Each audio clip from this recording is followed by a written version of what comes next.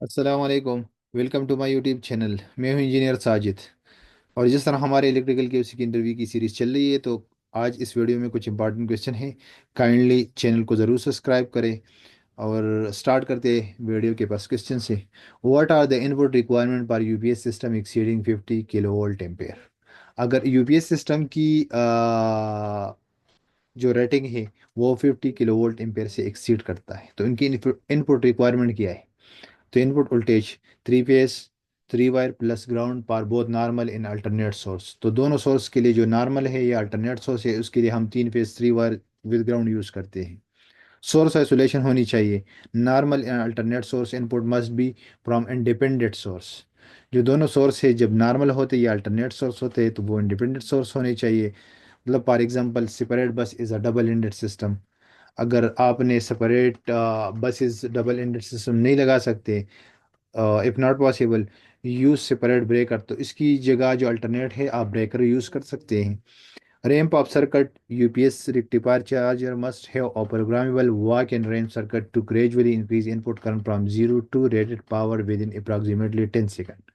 तो उनमें मतलब एक programmable walk in ramp circuit होनी चाहिए ताकि वो इनपुट करंट को ग्रेजुअली जीरो से स्टार्ट करे और इंक्रीज करे approximately 10 seconds after input circuit breaker closures.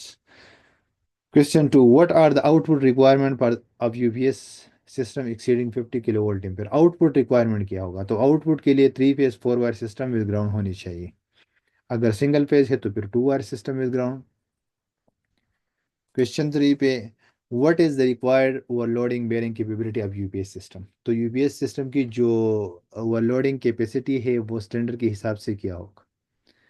UPS system must be capable of standing 150% overload पर 1 मिनट। 1 मिनट के लिए उनकी 150 जो उनकी रेटेड कैपेसिटी है उनकी 150% होनी चाहिए।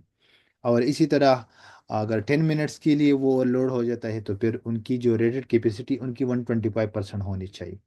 Question 4। What is the required work space around UPS cabinet. UPS cabinet की इर्द गिर्द जितनी भी वर्क स्पेस है इनकी रिक्वायरमेंट क्या होगा।